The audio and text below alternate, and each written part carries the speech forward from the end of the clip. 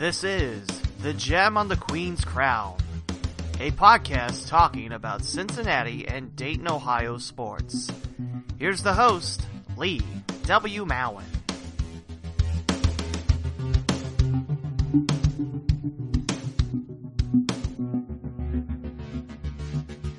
Hey, and welcome to episode 13 of The Gem on the Queen's Crown. Before we begin with our special guest, just a couple of beginning points. First of all, a big thank you goes out to Chad Hollingsworth for the brand new logo for the podcast. He made it using pieces of the Dayton and Cincinnati flag, not physically because I'm not sure, but I don't think you're allowed to cut up flags like that.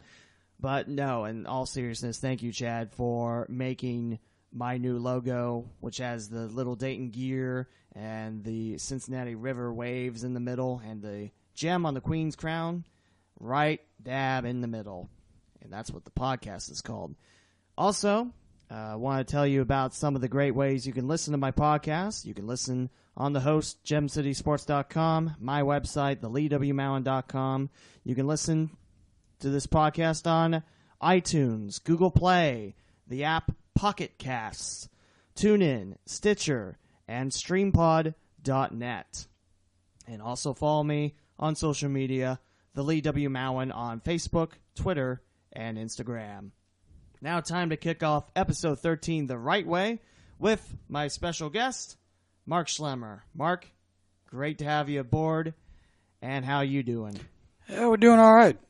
Hanging in there. Good to see you again. Great to see you as well. And it's great to be able to come back and talk sports, and we have a lot to cover. Never a dull moment in the world of sports.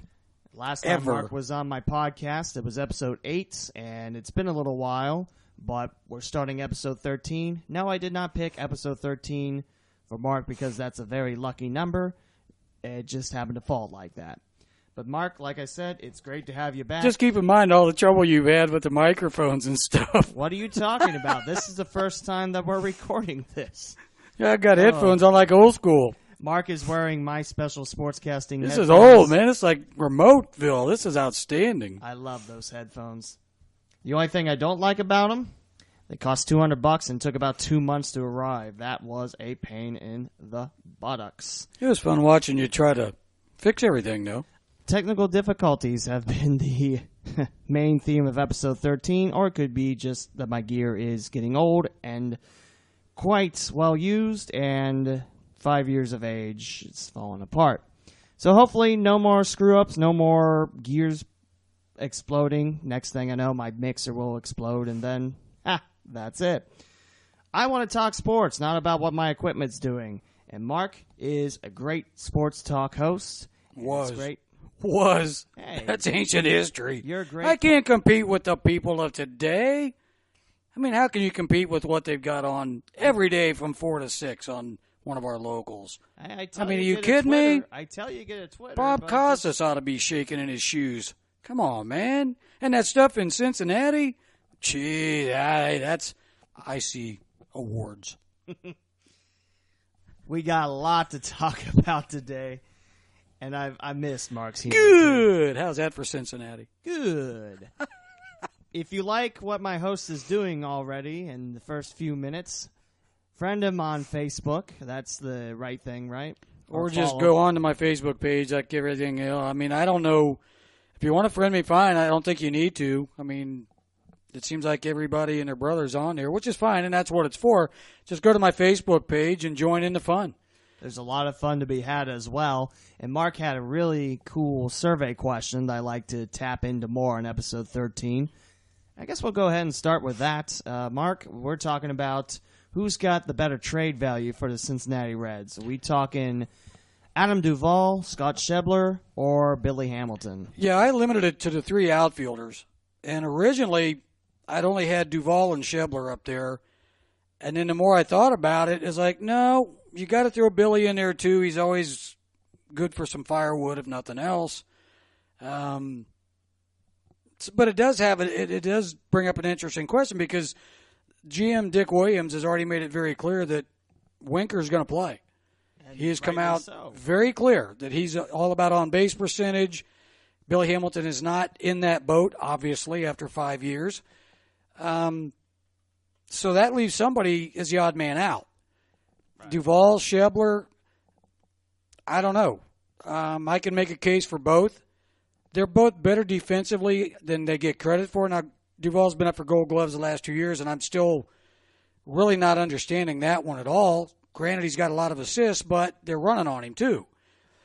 Duvall, to me, seems to run out of steam in September. Maybe his diabetic problems are part of it. I don't know.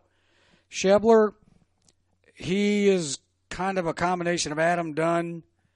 It's an all or nothing, although he doesn't walk near like Dunn did. He's a decent outfielder. He's not Gold Glove quality, but he's acceptable. To me, Schebler at this point of his career is a DH, American League slugger, more or less.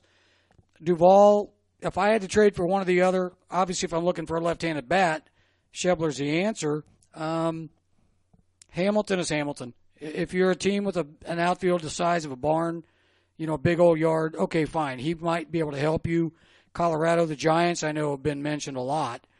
Then he has a little more value where he can go cover all that ground for you.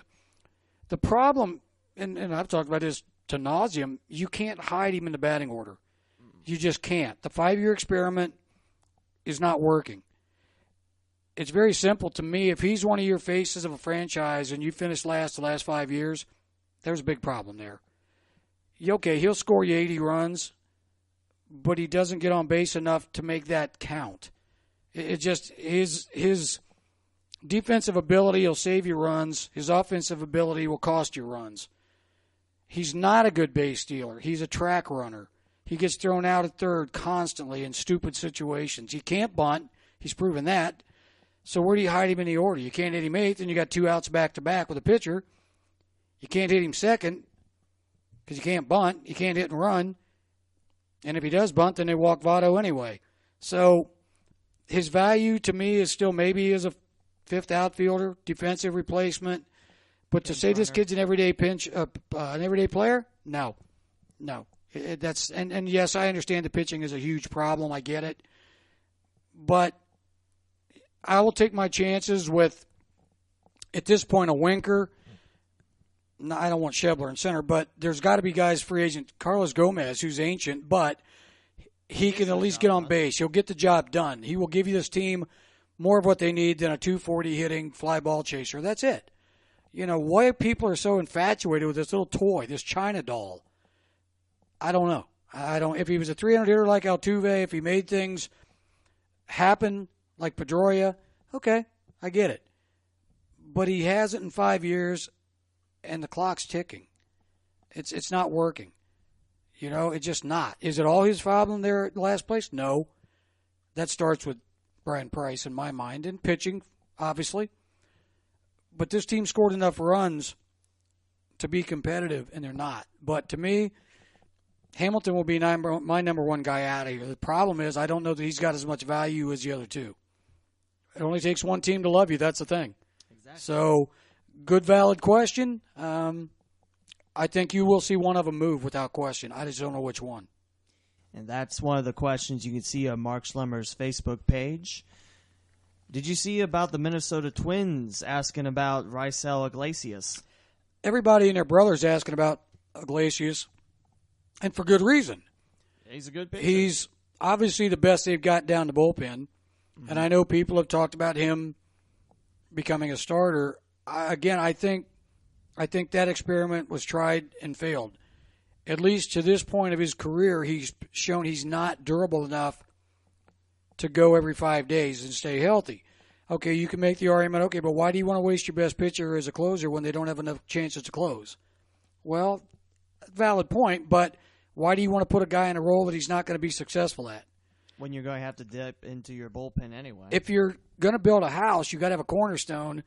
So you don't move him from his successful role to somewhere else. It's like moving Suarez off third now back to short so Senzel can play third. Why? Suarez is 25 years old, coming into his own, had a good year defensively too. You don't do that. Let Senzel go play somewhere else. why everybody wants to move these guys around. No. But, yeah, I saw Iglesias with, I think, a few other teams, obviously. Another guy I'd deal in that bullpen is Lorenzen. I wouldn't think twice about getting rid of him. I've said it before. I'll say it again. He doesn't have the guts to be a relief pitcher. He might be the nicest kid in the world. I know a lot of Boy Scouts are good kids, but they can't get people out. He's shown over and over again. He'd come in and home run, home run, home run. Fine. He wants to be a starter now, too. Didn't we see this act with Jeremy Affield years ago? Hey, I want to be a starter now. How'd that work out? He tried spring training, proved he couldn't do it. They traded him, and he was one of the better relievers in the game. No, Lorenzen, you are what you are. He's a young arm. Okay. Package him as Rocco, Hamilton, all these other parts that have no value anymore. Go get something for him. And prospects, no. Prospects are suspects until further notice. You're at a point now where you can box up Mesoraco, Lorenzen, Hamilton, and go get a proven pitcher. Somebody. That's what they need. Garrett Cole comes to mind from Pittsburgh. Lance Lynn is a Cardinal. Now, trying to pry him away from the Cardinals is probably not going to happen, but especially if you're Cincinnati. Go down to Tampa Bay. Chris Archer. Yeah. Tampa Bay needs players. There's 3 of them for you. You want any more? We'll go find you some more trash in the bullpen we can get rid of. But if they're not going to help your club, don't hold on to them. You're trying to improve yourself. General manager meetings are starting today. You can bet the ranch Dick Williams is down at Dollar Tree and Dollar General looking for bobbleheads and broken pieces, and the other teams are looking for real players. So, and I don't want to hear the song and dance about small value, a small market team. No, there's money, TV money, player money. You spend it the right way, you win. It's just that simple. And Reds fans will come out if they have a reason to come out. As I said, if you win, the people will show up. Mm-hmm. But you have to show them that you have an interest in winning. And at this point, the Reds, this rebuild has been more of a, I don't even know what you'd call it. You don't rebuild when you've got pretty much all veterans in the field. Your rebuild's on the mound, but you're not rebuilding. You're throwing them out there for a start at a time instead of go out there and sink or swim. Castillo, they finally let him stay out there, and look what happened. He proved out to be pretty good. Now, will he be next year? Who knows? But a rebuild's not running the guy in and out every 2 starts. They destroyed Stevenson doing that.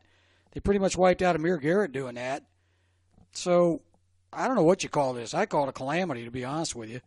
I don't know why I call it either. It's just... if you win, people show up. Ask the Browns fans. Ask Bengal fans. Yeah. They're the most loyal fans in Cleveland, and there's more empty seats than a Wright State home basketball game right now up there.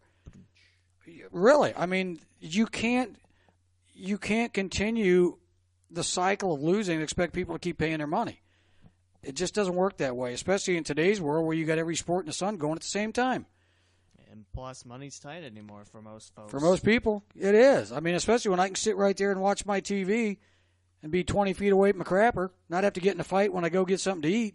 Or I'm in my car going to work, and I can listen to the games for free on the radio. Wait a minute. Sports on radio, they really do that? I've been told sports and sports talk on radio is not a viable situation. Well, it won't work. Well, what they do is they have this thing, and they put the games on the radio so you can listen to them if you're not available to go to the game. It's an amazing phenomenon how that works. And trust me, during this year, I'm constantly flipping on the AM dials to hear Cincinnati, Xavier, Miami. I don't know if they're on 980 or... You mean Dayton Sports Station with no local live sports? That sports station? Well, they have Dragons during the summer. Dragons? Dragons baseball. Yeah, baseball. Yeah. And listen to Wright State and Dayton games. I mean, coming out of the A-10 men's soccer semifinals, that's what I was listening to. I was too late to listen to the ending of Dayton Ball State, but I got to listen to the ending of Wright State at Loyola Chicago, former Horizon League opponent. I was surprised that Benzinger played because I thought... I don't think he played much. I think he only sparingly. I think he got 16 points in that match, and I didn't think he was supposed to play at all. The thing about it, when you come off an injury like that, I think it was a hernia surgery or whatever, as an athlete, to me, if you can play at all, then play. Yeah. Now, granted, you don't want to send somebody out there if they're not able. Right. But once you get into the flow, the adrenaline takes over, hey, if you can put the uniform on and get out there and play. To me, running you in and out is going to make things worse than having you try to go. Once you get going, you're okay. It's when you stop and have to warm back up, you got a problem. But Wright State basketball is going to be okay. I think so too. Nagy's a very good coach. Just give him some time to get his own people and hope the athletic director stays out of his way. Just keep your feet out of the hallways and don't trip the guy. He'll be okay. First year, he got 20 wins. He's a proven coach. Yeah. He's already got 4 recruits for next year, which, granted, you don't know if they're going to be D1 players or not, but his track record tells me the guy knows what he's doing. Yeah. Just give it time. Fans anymore are so impatient in every sport. It's a microwave, hey, win now or get the hell out of town. Did Aaron Rodgers play right away? No. Warren Moon? No. You got to let kids develop. And anymore, you don't. Speaking of needing to be patient, former Dayton Flyers head coach Archie Miller started his reign over the Hoosiers, and he got rained on. Yeah, Indiana State came in and paid won $90,000 to get his pants pulled down in front of his home crowd. But, he's not the first guy that's had that happen, and he won't be the last. I mean, if you think about it, Anthony Grant just about got his handed to him the other night against Ball State. They go up 14-0. They go down to the last miracle shot. So it happens. Troy Aikman started out 1-15 for the Cowboys. He worked out all right. Yeah. It happens. I mean, there's a lot of expectations on Squiggy over there. And the same with Anthony Grant. Now, UD's going to go down to this Charleston tournament this weekend. They may play well, they may not. What I saw the other night, they're a young team. And I think a lot of UD fans are in that microwave bubble. They seem to forget you lost 5 or 6 players that contributed 125 wins over the last 4 years. That took a lot of points away from this team. Yeah, okay, you got Cunningham, you got Zarius Williams and Daryl Davis back and Ben Crosby, your point guard. But you lost a lot of talent. So to expect this team to just roll in and win 25-30, boys and girls, that ain't going to happen. And if it does, Anthony Grant ought to have a statue out front of the arena. They're going to be okay. They look like a team that's searching to find out who they are, first of all. The big Greek kid, for everything I was told and led to believe, he was going to be the next great thing, one and done. I understand he was hurt. I understand he hadn't played in a couple of years, but I got news for you. He's a long way from good. And like you said, it's about giving these athletes and coaches time. And unfortunately, with the amount of money coaches are paid, with the attention the athletes get, they don't get that luxury. Ben Crosby, John Crosby, your point guard last year, he'd pound the ball through the court, dribbling it. Okay, he's a sophomore now. He's more comfortable. He doesn't have to look over his shoulder going, well, I'm coming out as soon as I make a mistake. The good thing about freshmen and sophomore, they become junior and seniors. Mm-hmm. But you have to allow them that opportunity to make mistakes. I think UD will be okay. Zarius Williams has improved night and day from when he first got there, and I'm sure the Greek kid will be okay. Did you forget the other Czechoslovakian kid didn't play the other night? He was sick. Okay, add him to the mix. There's another scorer. But it's still going to take this team time, some games to know who's who on the court, what their roles are. Now, I did see the 2 freshman kids, I think Crutcher and Davis, number 4, played very well. There's a lot of Davis kids. Yeah, a lot of them. Team. I thought like 3 in the last I thought few they years. played okay.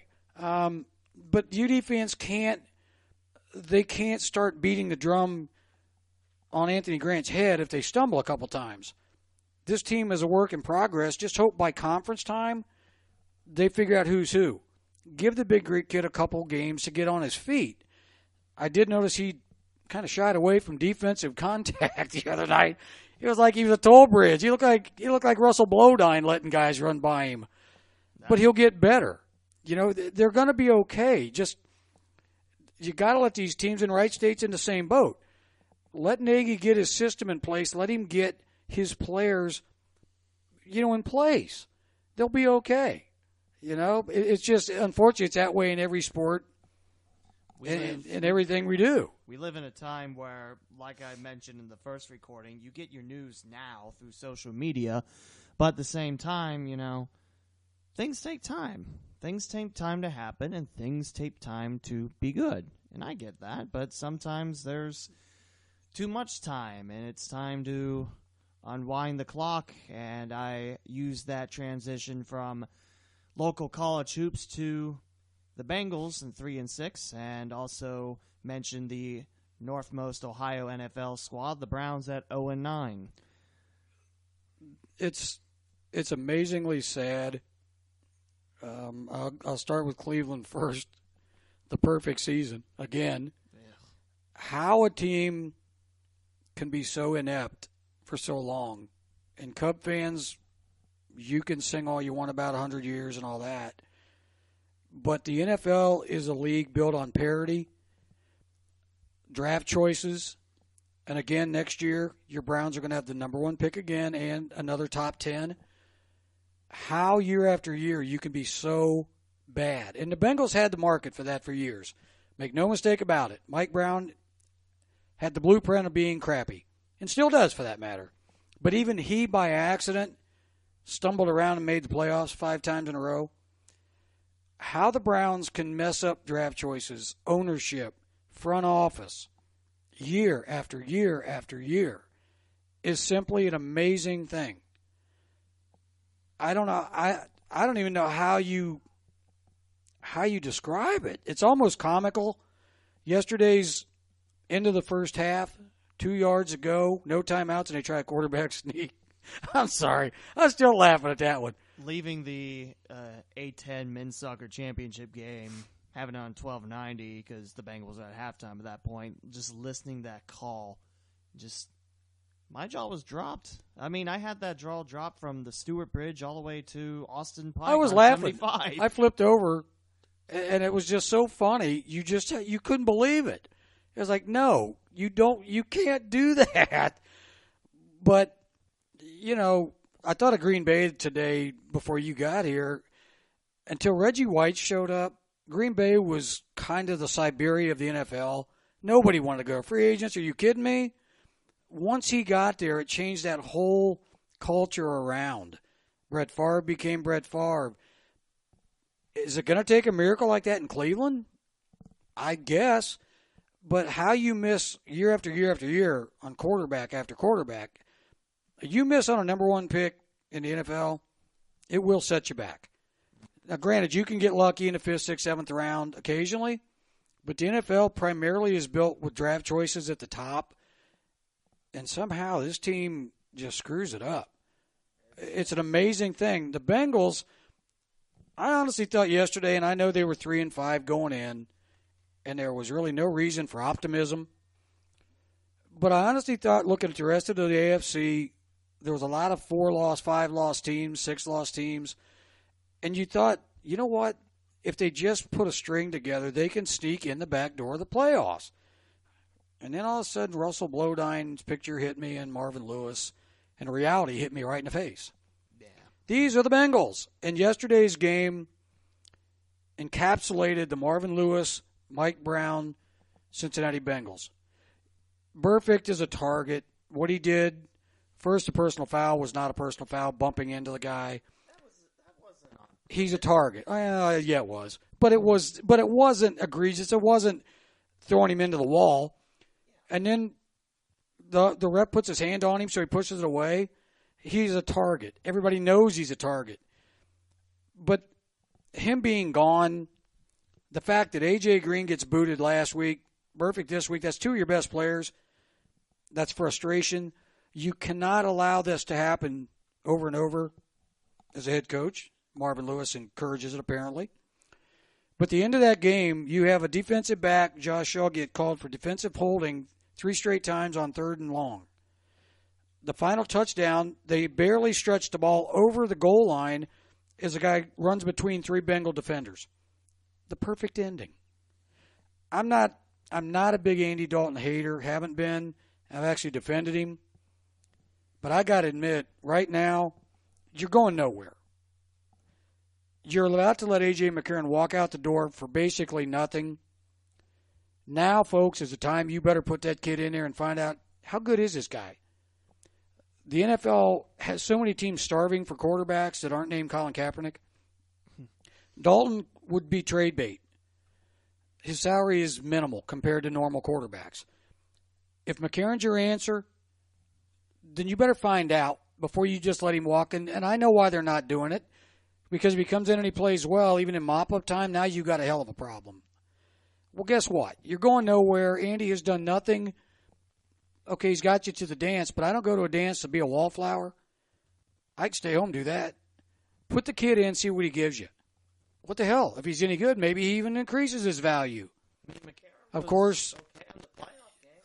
Yeah, but he stunk in the preseason. So, but he does have the skins on the wall, so to speak, that he's won in big games in college, national titles, whatnot. Find out what he's got. He's got no value to you right now sitting there. At this point, he's walking away as a free agent because you screwed up the Browns trade. They screwed it up. You screwed whatever. You should have had that done before. It needed to get done. Someone screwed up. So I'm fine. I'm not getting you much. But there you go. But right now, it's more like find out. Marvin, every week, I'm going to make personnel changes. I'm waiting. Who? I've seen nothing. Nothing. Now, Billings yesterday I thought played better. The big other fat kid they activated off the practice squad, Tuopo or whatever, Don Ho's first cousin, I thought he played okay. He's 360 pounds. He's a fat guy. That's what his job is. Stand there and don't let him run by you. So now you better find out what you got. How you allow this to happen, and I wrote it last night. I'll write it again. Mr. Brown, you need to make a statement. Your fan base is already mutinying again. If you want to save the franchise, fans, before Marvin ever got on the bus last night, you're done. You're out of here. We don't accept losing any longer. We've given you a chance. I'm not waiting until the end of the year. Here's your 8-game severance package. Take a walk. I'm not big on who your interim would be, but at least your fans would know, hey, I'm trying. I'm tired of losing like you. You're out of here. Take Opie with you. We're going to see what McCarron gives us the last 8 games, 7 games, whatever it is now. He won't do it. That's where the fan base has a lot of problem with it. I get the salary. Okay, that's wonderful. You've already spent that money. It's gotten you nothing in return. Your offensive line is beyond calamity. You know, I mean, I'm sorry, Whitworth, I'm happy for the guy. He's out there having a ball. Zeitler, unfortunately, got sent to prison in Cleveland playing for the Browns. But he's a handsomely paid guy. Yeah, it's money. But you can't bring your kids off the practice squad up. Alex Redmond, Christian Westerman. You drafted these guys for a reason. If they're that bad, you had to go get Eric Winston off the scrap heap at 30, whatever he is. What the hell did you draft these kids for? You got another kid, I think is like 6'8", 3 whatever, from North Dakota or somewhere. How much worse can he be than Ooga Boogie or Andre Smith? I read an article about him, and just watching how he let Dalton get sacked. It wasn't Tennessee. It was that last. No, it was the game. one because he stood there and didn't even help him up. Yeah. That's the one you're talking about. He just watched and was like, oh. They run around him like he's standing still. You have to admit, eventually, you missed on a pick. Your first-round pick, you blew it. Plain and simple, you blew it. So instead of trying to prove you're right by picking these guys, cut your losses. The idea is to win, and right now, you're not doing it. Not a lot of winning in Ohio in the NFL, that's for sure. Well, no, and it's sad. You know, and I know sports goes in cycles. I get that. But when ownership and coaching year after year, game after game proves to you they don't really care, they don't care to make changes to win, and I'm not talking about knee-jerk, hey, get out of here, you threw an interception. This is a 5, 6, 7 year sample size. So it's not like all of a sudden, well, you know, he's going to get better. He's not Eli Manning where you've won 2 Super Bowls, so maybe that buys him a little bit of credibility to stay in there.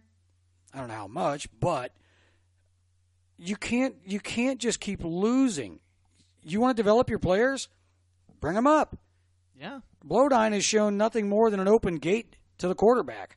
So what are we waiting on here? That offensive line needs help for Cincinnati, and it needs to be blown now. up and started over. Bowling Ball's your only, I guess, legitimate guy, and I'm not so sure he's that good either. Nah. So go find Ooga Boogie. No, you're gone. Fisher, you're gone. Andre Smith, Golden Corral's up the street. You're a nice backup, but no. Show the fans that you have an interest in winning, and this team doesn't. It's sad. You mentioned Ohio football. Well, college is right in your wheelhouse right now. Mm-hmm. This is probably the best time of the year for college football. Whether you like the polls, you hate the polls, there's only one poll right now that matters, and that's the college football playoff poll. I think that's what they call it now. It used to be the BCS, whatever. I still call, the Flyers level of football 1 AAA. I still call it by the A's. It's whatever they call it right now. And I see Miami of Florida gets bumped from number 7 to number 2 in the Associated Press and the coaches poll by beating a number 3 ranked Notre Dame. I'm sorry. Get bumped down for No, they got bumped from number 7 up to number 2. Oh. I'm sorry. You don't leapfrog 5 teams by beating number 3. Not when Oklahoma, Wisconsin, and the other ones also won, Now, tomorrow night, I'm guessing Miami, if I'm guessing, I'm going to say they're 4. I think you're going to see probably Bama, Clemson, Oklahoma, 1, 2, 3, and then you'll see Miami, Wisconsin, probably. Ohio State, probably 8, 7, maybe 8. How far down does Georgia drop? How far up does Auburn jump? Auburn probably be 6. And really, that's probably where they belong. Wisconsin and Miami of Florida, love them, hate them, schedule, whatever you want to sing. They're unbeaten, folks. They played who they were supposed to play, and it will shake out. So instead of crying and saying, no, they don't belong, well, they're going to end up playing the Big Ten title game, Wisconsin, if they can get by Michigan. So really, Wisconsin's got Michigan. I don't know who they play at the end. I forget who it is. It was Minnesota, I think. But the next 3 games, you're going to find out. And then you go to the Big Ten title game. Or no, that would be the Big Ten title game. So if they run the table, they deserve to be there. And if they don't, then your conscience is clear. Yeah. They had it. Notre Dame just made it easy on the committee. They're sweating bullets. Well, not anymore. Miami's going to face Clemson. Okay, one of those 2 are going to be out. So there again, 2 of the 4 are going to take care of themselves. That's going to be a great game. As stupid as it sounds, here's Ohio State, who is probably the most hated team in the country right now by a lot of people, not named Comrade Ortiz. Oh, yeah. But if they run the table, and if the Big Ten is that power conference you have to have, they're going to slide right back in there. I mean, how do you not put them in? And the worst thing that could happen for the Big Ten is if Michigan knocks off Wisconsin. Sorry, Travco. Sorry, 12. Sorry, all you Michiganders. But if Michigan beats Wisconsin and then Ohio State beats Michigan or vice versa, in my mind, no matter if they beat Wisconsin in the title game or not, that opens the door for 2 SEC teams. Because at that point, if Auburn would knock off Alabama, they beat number 1 Georgia, number 1 Alabama, they're not going to kick Alabama out. You're not going to go to a Final Four and not have Alabama in there. No. It's just not going to happen. So then you got 2 of those and whatever else jumbled mess you want to have. How can you leave out the team that's beaten 2 number 1s? You can't. And every that's a hell of team a west of the resume. Mississippi, well, you're at the Pop-Tarts Bowl or the Weed Eater Poulan Bowl or whatever blue bowl you want to go to. Does that encourage 16 playoffs? I don't know. I think you could expand it to 16 and people be mad. You got to decide. And again, the guy that put this plan into place, obviously his math skills were a little lacking that day. When you got 5-power conference, you got 4 bids. Somebody's going to be angry. To be fair, though, I mean, it does build out the drama. 4 spots, and there's that's what 5 they big want. Conferences. And even before the BCS came along, you wanted conversation. That's what college football wanted. Well, you got it. And now you got it even more. Is it fair? I don't know. Is it fair if a team like Ohio State gets pasted twice, once at home by 31, and then you give up double nickels to Iowa? Is it fair they get in because they lost before the playoffs? Notre Dame lost by a point at home to Georgia. Okay, they just got beat again soundly. But is it fair that you lose early and not late? What's the difference? A loss is a loss is a loss. Florida State was the number 3 team in the country when they played Alabama. Now Florida State couldn't beat Vandalia Butler. So to say, oh, that's not a quality win, well, at the time it was. Yeah. Florida State wasn't hurt at the time. The quarterback that they were depending on was he got hurt. Playing, and first game, bam. You put 8 people in a room with computers and decide, well, this team looks good, that team looks good. No. It has to be settled on the field. And a team like Central Florida that's number 9 or whatever the hell they are now, they're unbeaten. Why are you not giving this team a chance? And please don't sing me the song, they're not in a power conference, they don't have fan base, they don't do this. Well, Boise State isn't actually the cream of the crop, and they took Oklahoma out years ago when they finally got an opportunity. Maybe 7 out of 10 times those teams get drilled. Okay. But that's where college basketball gets their tournament right. The small guy is getting the opportunity to show it on the court. And many times lately, 13s have taken out 4s, on and on and on. So to just basically disqualify a team like Central Florida, if you're going to do that, why are we playing? Why are we having conferences? Why even play the schedule? You can play, but you're not going to go for the brass ring. Sorry. You're going to get to take home a wristwatch. It says Poulan Weed Eater Bowl. Why? Division I's Division I. Give these kids the opportunity. Isn't that what you're preaching? Fairness, all that. So that's why I have a lot of trouble with this stuff. Why have a conference where you have 3 teams that maybe have a loss or 2 losses, but you're rewarding them to play for the brass ring? Well, here's a team that's done what you ask them to do. No, you're not going to get in. We're not letting you play. I have a lot of trouble with that. But how do you fix it? It's not an easy fix. I think you could go to, I don't know, even if you want to go 6 or 8, and I know they always complain that, well, they're student athletes. They're a minor league feeder system for the NFL. Well, we don't want to play 15, 16 games. Well, guess what? You already are.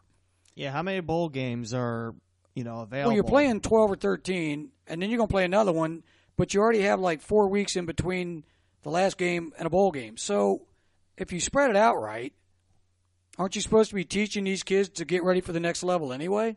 They play 16 the next level. So the fiasco or the moniker, student athletes. Student athletes, folks, are the white guys at the end of a basketball bench that are grade point fillers, tackling dummies, practice players. Sorry, but that's the facts. These kids are there. If they get an education like they should, that's the way that should be. But the reality of it is there's so much travel, there's so much time involved now that they're basically professional athletes, period. They get scholarships, which basically is payment to play.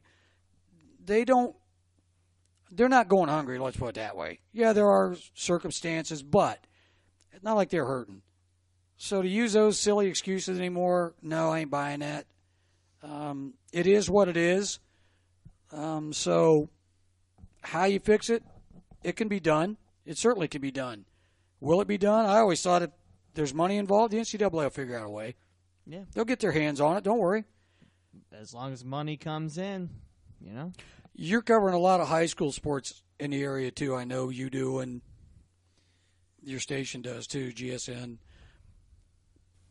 I know there's only a few left high school football teams in the area available now or still playing. That's right. There are a total of 7 games that have Cincinnati or Dayton teams involved.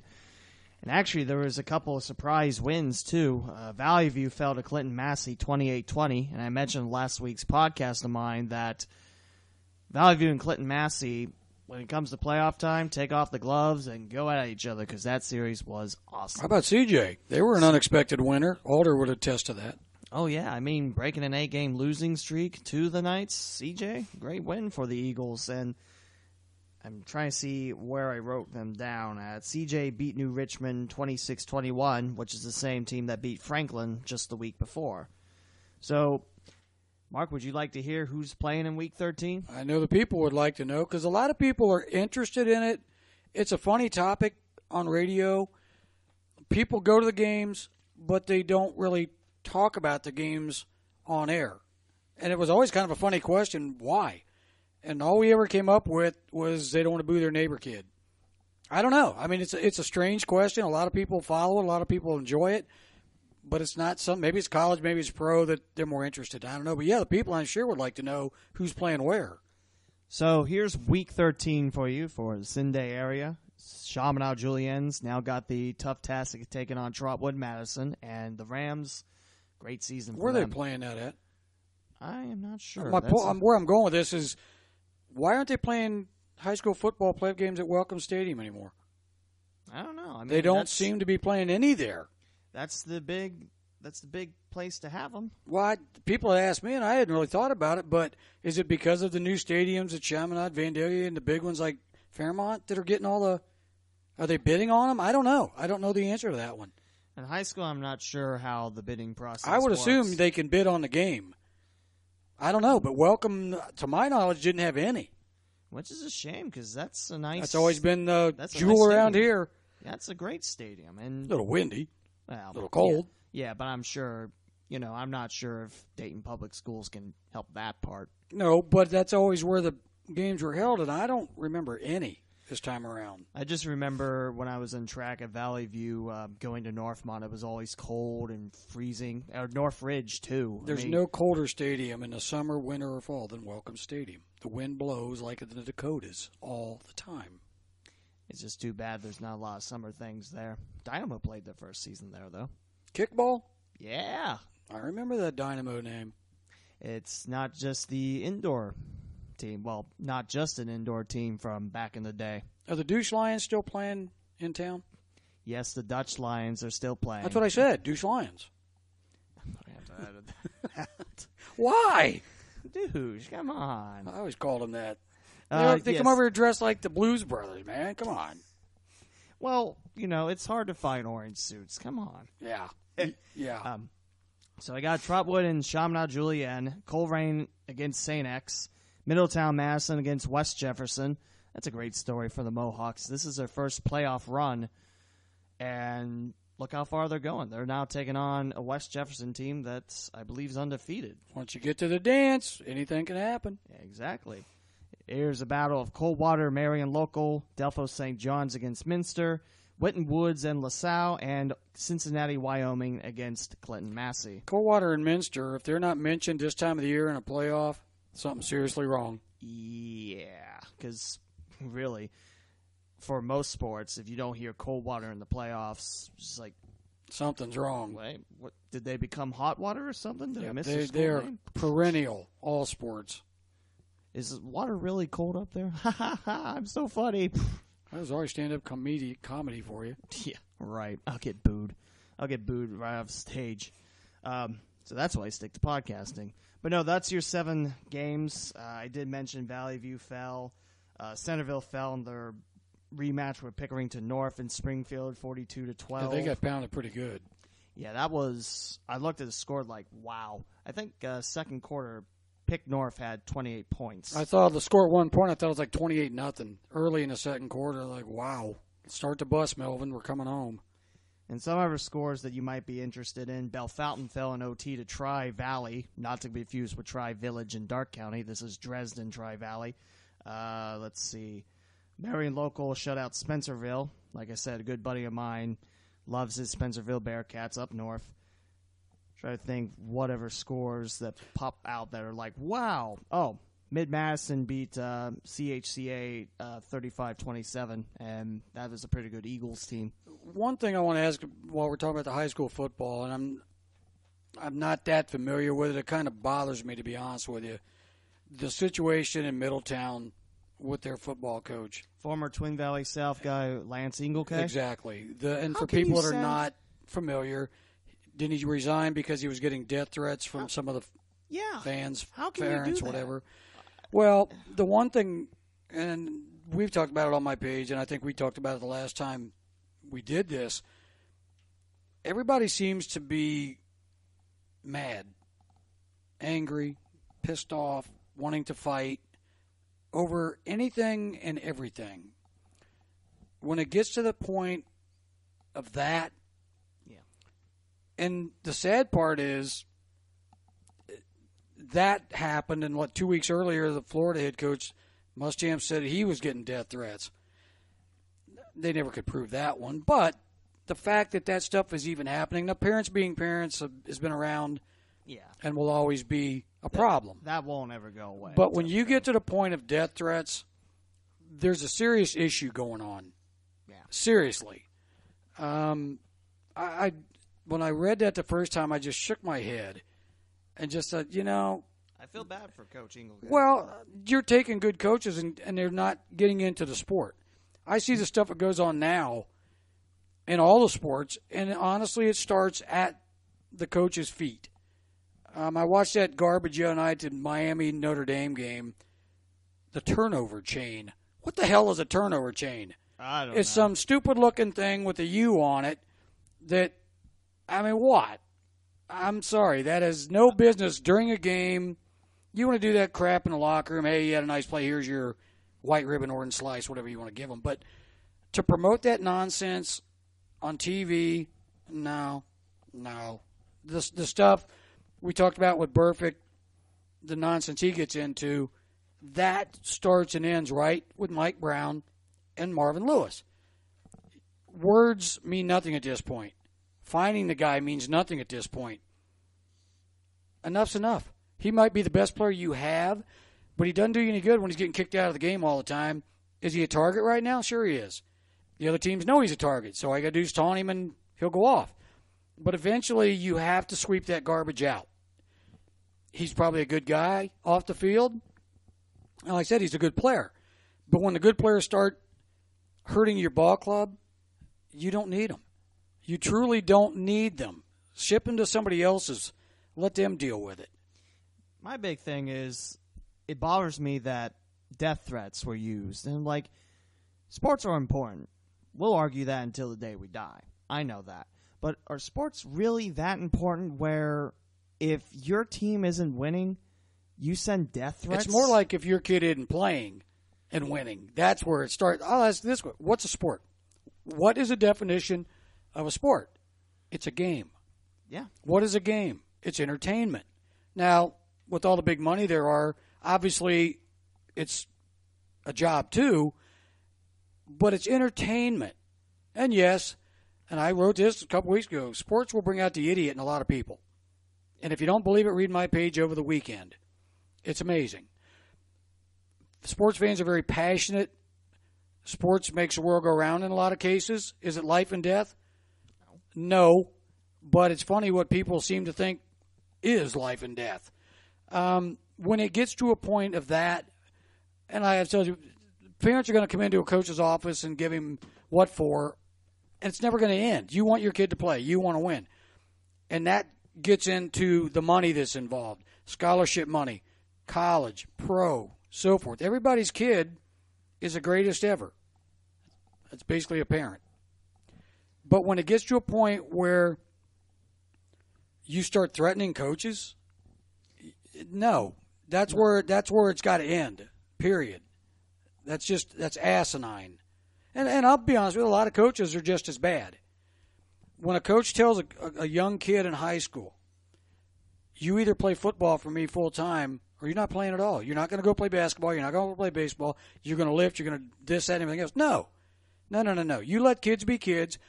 You let them play all the sports they want. All of them. That's what we always did. You played basketball and basketball, baseball, then football, kickball, cross country, whatever. I know you got a future to think about, but they're just kids. They're exactly kids, and it starts in Little League with these ignorant parents wanting Tommy John surgery for a kid that hadn't even got a bad arm yet. No. If I give the Tommy John surgery to this kid, he'll throw twice as good. Unfortunately, that's what they think. Arm. It's not a good thing to have TG on your arm when you're a kid or at all. Friends of mine have kids in high school right now that are seniors that are being recruited in many different sports. Some are football, some are basketball, some are baseball, some are kickball, some are cross country. The horror stories that they're coming back to me with, obviously being a former college coach and player back in the day, I know the horror stories, and I know they've only gotten worse with the more money involved and exposure, TV, and whatnot. But to hear some of the stuff these schools are doing, it's sad. Bring a kid down, blow hot air up their ass the whole weekend, or we're going to give you $1,000. Really? You either sign with me, I think signing day is Wednesday, I think, this week. Sign with me now or forget it. Well, the bottom line of that is a coach has to put somebody's name on a piece of paper to make him or her look like they're doing a job. But in the meantime, here's a kid, 17, 18-year-old kid, going, wait a minute. What? If I don't sign with you now, I'm done? A lot of schools are still scheduling visits. Translation, folks, if they don't get the people they want, then you're available. It's such a dirty business. And as a coach, you're kissing 17, 18-year-old kids' butts just to get them to make your livelihood. They wonder where the cheating comes from. They wonder where the scandals come from. See Louisville, see North Carolina, see Duke, see all the colleges if you really want to know the truth. If a coach doesn't win, he doesn't stay. Yeah. I can remember back when Miami, the U, was really going through some bad times. And they brought, I think it was Randy Shannon, they brought him in to clean up the mess. He got the academics back in order. Kids were graduating, but they weren't winning Orange Bowls, any bowls, so they fire him. What's your point? I did what you asked me to do, but yet I'm out. You get canned. I get the ziggy because some booster is angry. It's a business, and they got to stop this student-athlete nonsense. They got to quit using that silly word. It's a minor league system for every sport, even in cross country. You're looking at Olympic gold. Kickball. Now you have MLS and friendlies and Paint Your Face USA and all that other stuff. Every sport has money involved. Money does. Money talks a hell of a lot. Yeah. You know. Money talks, and it's also pretty bad. It's the root sometimes. as the OJ is saying, it's the root of all evil. But if a coach doesn't cheat, he doesn't win. If a team doesn't win, he ain't hanging. And if you think there's a college program out there that's above board, you find it, you let me know. Here with Mark Schlemmer, episode number 13 of The Gem on the Queen's Crown. It's great to have Mark back. It's great to talk sports. And this conversation, it's very interesting, too. It's very... Well, there's so many sports that you can hit on. The one I kept getting last week when the Ric Flair 30 for 30 was on about his life. And I was fortunate enough to meet him a couple times, and I did the bell ringing for wrestling. And it's wrestling, not the phony stuff in high school and college and the Olympics. Wrestling, that's phony. It's wrestling. To watch that, I walked away. First of all, I don't know how you can put a man's life or a person's life in an hour and a half when it's been a 40, 50-year career. That's hard. Yeah. What I walked away from, it was sad at the end. He was very upfront, obviously, about Father of the Year and his cheating and all that other stuff. But on one hand, you look at that and just see a sad character almost. And on the other hand, you look at a guy that even today still is in demand at speeches, banquets, whatever, that he's given his entire life to wrestling. Or I guess where I'm aiming with this is here's a guy that's given his entire life to entertaining people. It's almost like the Tears of a Clown type of analogy. Here's a guy that's been so giving and popular for so many years. Now, granted, he had a hell of a run on the way, obviously. But at the end of the day, it's like, my God, this is really sad. And, yeah, it's self-inflicted. Yeah. But he helped entertain so many people, and now here he sits. It's almost forgot. Basically, it's almost like he forgot to live. It is true. He forfeited basically a family. Now, granted, he's helped his daughter and whatnot, but it was such a sad ending of like, my God, this guy is basically, he's done. Now, granted, they're still, like I said, putting him in different whatever appearances. But, man, oh, man, what a shell of a guy. But it was interesting that a guy like that in that profession, and even people that don't follow wrestling and think it's a joke, whatever, how many people watched that special and talked about it? The ratings were incredible. Yeah. You know, and it was interesting hearing the other guys like Hulk Hogan and, you know, those guys talk about how generous this guy was and how he helped them along the way. But it was just kind of funny to see, here's this sport nobody really thinks much of, and yet this guy had such an incredible life. But yeah, that was a very hot topic the last couple of weeks. I wish I could see that.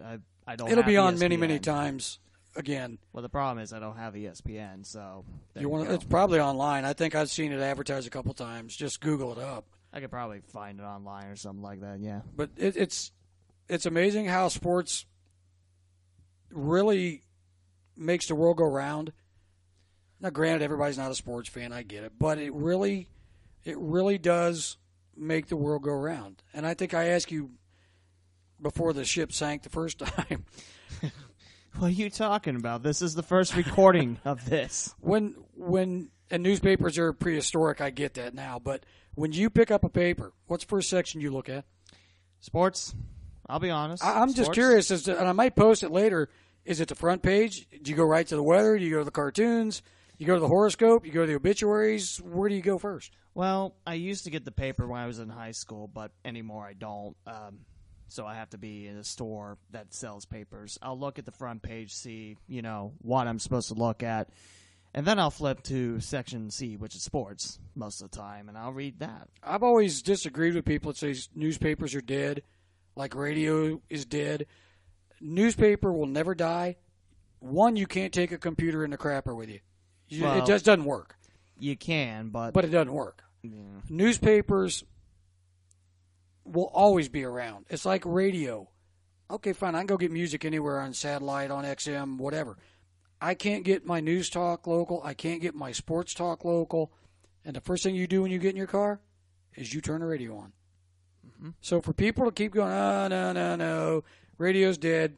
A good friend of mine told me a few years back, radio is not the problem. Radio is still fun. It's the people that run the radio that are the problems. They're not from this area. They're not from a given town. So they have no idea what the pulse rate is or what the local people want on radio. If I want ESPN garbage, I'll turn ESPN on my TV. I don't need to see Scott Van Pelt and whoever else they run out there. I can turn that on TV. That's all right. I got to edit this out anyway. If I want national news, I'll turn CNN on. Yeah. People want to know what's going on around them. That's where these talking heads are missing it. It's like they forgot what makes local stuff special. It's the word local because you're in a different community. And again, it's more about making profits. And again, going back to the point that money is the root of sports all evil. Makes money. Yeah. My show proved it. So, and I look at the people just on my page alone that are the Mike Cintos of the world. You got Don Brown sitting somewhere. There are people, Jim Manley, Dan Edwards, radio veterans. You could put an entire day's show together on a station and make a ton of money. But, oh, no, we can't do that. We got to put this fiasco they call sports talk on every day on a local station. We have Dayton Sports Station that doesn't even have a local show. I don't know if Jerry Cripp and the Outdoor Erection's still on or not. Jerry's one of the greatest guys I ever met. Truly, truly a good guy and has a great show. But don't promote your station as Dayton Sports Station when you don't have any local things on. I don't care about Miami football. Nobody cares about Miami, Ohio football. Give me a break with that stuff. Put local shows on. That's what people want. You will get a lot of people listening to it. I know there's two people that would like to have a local show. I'm just guessing. I don't know. It's not me. I'm done with it. I'll be very honest with you. I know people ask me constantly. And I've told the one station, you have a lot of people in this area, yourself included. Give them a chance. Okay, then I know one person that would be interested my in that. my run is over. I mean, I've had my run. I've had my fun. Health-wise, I seriously don't believe I could. Would I like to? Oh, it'd be fun. I mean, I made so many great friends and had so much fun, and I was fortunate to get to work with a lot of very, very talented and good people that made me look real good. The Aaron Klobbers of the world, the Jim Hosfelds of the world, Tony Tilford. There's many people that shoot bullets at him. He really gave me an opportunity. Dave Alexander gave me an opportunity. Big Play Bengal, my original producer. He taught me more about radio than I'll ever know. But I was lucky to have a lot of good board ops that helped along the way. They're all gone now. Sadly, they're all gone. But the product is still what people want. You know, it doesn't cost that much to put somebody on. It's sad. It's like watching a ghost town. It's sad. You know, when you have a supposed sports show the day after the World Series in Ohio State football, and the host, and I use that term loosely, wants to talk about Billy Hamilton? Really? The World Series to some and guy, OSU? Or talk to some guy about Cavaliers basketball when they haven't started? I mean, that's weak. And I'm sorry. That's weak. If you can't come up with sports talk topics every day, you need a new career. You should be playing the violin or something else. It's just that simple. But I think right now, the Sunday show that Justin Kinner's doing with Keith Byers has a chance. If they just leave them alone. Let them do their thing. You've given this guy a chance finally. Leave him alone. He's busting his butt to get these guests. He's got Keith on with him now. And look at the guests they're bringing in. Leave them alone. People, yeah. Put them on during the week, for God's sake. What are you missing here? You know, you're not rock stars. You idiots that are on these music stations, you're not rock stars. Because you work at a music station, you're not a rock star. You're a salesperson, maybe. You're not on stage. You are. That drives me nuts. But anyway, my rant's done with that one. So there. I feel better.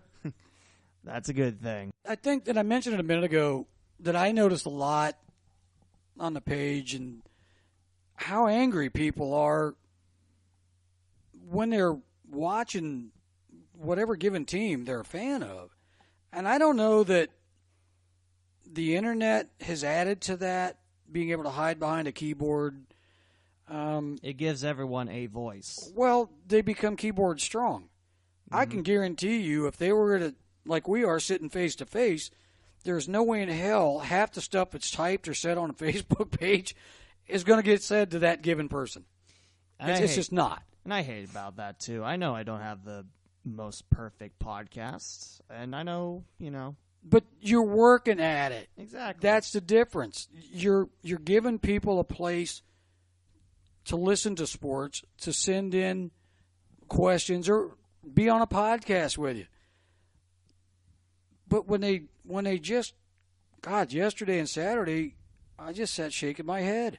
Especially Saturday, too, just seeing some of those comments. Like, you don't see the private messages or the text no. at 2:30, 4:30 in the morning. I mean, come on, people, really? It's a place, and that's the biggest difference for me as far as radio show, internet, blog, whatever you want to call it. Radio show, I'm one-on-one. I can control it. Right. On this, it's an orgy of idiots. You can't control You can't control it. You can block them. You can shut them down. If I did that, I'd have nobody left. And I get that a lot. Just kick them off. Well, if I kick everybody off, then I had talking to myself. You're talking to yourself. And the sad part is there are a lot of people that enjoy the banter, the conversation, and that's what it's for. Now, granted, you're going to get trash talk. It's going to get worse with Ohio State, Michigan in a couple of weeks. Ugh. But when you become a complete buffoon, that's serious. You know, when somebody yesterday said, I'm like a female, I obviously don't understand why the Bengals suck. Really? I've never played the game, obviously. I just look at that and go, really? Okay. You got me. Yeah, you and 10,000 other people have screamed about the Bengals for years. and I get the fandom and the passion and all that stuff for your team, but there's a limit to that. Well, there's a line that you can cross when you very start easily. calling women names that start with F and end in R, come on. Now, granted, trash talk goes so far, but when you got to stoop that level and you got kids or a family, they don't want to see that. They're reading what you're writing. So, it just, I don't know if the internet's helped or hurt sports in the long run. It's helped by spreading the word of some teams that might have not got the word out. But it's entertainment. No internet. Yeah, get mad when your team stinks. Yeah. I get it, but I got news for you. All the screaming and bitching, the only thing you can do to change things is stop spending your money on them. An owner will notice that, but unfortunately then they'll move the team somewhere else and then you're really screwed. I keep seeing people say it's the Los Angeles Bengals or something. It's just like, look, the Bengals, as much of a buffoon as Mike Brown is, and probably the best description I've ever heard, he's sperm lucky. Granted. That man could have bolted years ago. He could have left for Baltimore instead of the Browns. He could have headed for L.A. many times. But he's been loyal to the city. Now, granted, he's held him up pretty good, and he's not real quick football-wise. But as far as leaving a team here, ask a Browns fan, ask a St. Louis football fan, and many others, Oakland, on and on and on, the Chargers. I know Jonathan Hitt would probably chime in on this. I mean, where's your loyalty? It's a business. But Mike Brown could have bolted a long time ago, and I'd hate to think that the NFL would go, hey, the Bengals are a good place, let's go back there. You're going to have one big Oedipus on the river empty. Mm-hmm. It's going to become a kickball stadium. So as big of a jackass as he can be, he's also giving you a team. He's kept them here, good, bad, or indifferent. He's stuck with Cincinnati. And the Reds are the same boat. Yeah. They're not exempt from moving just because they were the first team ever. No, they can pack up They and can leave. bolt any time. The Castellinis could pack up their fruit boxes and head south. It can happen. You get the right price tag, it can happen. Now, I read one earlier. They're trying to get Jerry Jones. Supposedly some NFL owners are ganging up and trying to get Goodell, or whatever the hell you call him, Roger Goodell, kick him out, take the Cowboys away from him because they think he inspired or pushed Papa John into revolting about kneeling and all that stuff. And it violates the owner's code or creed or whatever. First of all, they're never going to get him out. They've always had that option, but it'd I take don't years see it happening. In court to get him out. What would take longer, getting Jerry Jones out of Dallas? Or Cleveland winning a game? Well, I don't know about that, but Ezekiel Elliott's finally just serving his 6 If games. he would have just served him originally, and I'll give you this, if he's innocent and they've never charged him, okay, then I fight it too. But the stupid thing is now, right when the Cowboys need a playoff boost, he's out for the next 5. At least 4, possibly 6. If they go 1-3, 1-4, 2-4, you're all of a sudden with 9 losses. I mean, and now what? Look at the NFC East. Philadelphia is having quite a year. I don't see Eagles are running away. Yeah, unless Carson Wentz gets hurt. The Redskins are the Redskins. They're gonna find a way to get to 9 wins. Giants couldn't find 9 wins if they played Cleveland 9 times. Cowboys, sad. I thought they'd be okay with Morris and McFadden running the ball. But McFadden's getting up there. But he's still, for a couple games, it's not like you're going to give him 16 games worth, but they got taken apart yesterday. Yeah. You look at a lot of the records and they're 5-6 lost teams, you start looking around going, okay, who's going to sneak in? I thought Denver might put a run on, but just with Osweiler, no. Now, if they get beat by the Bengals, which that I don't see.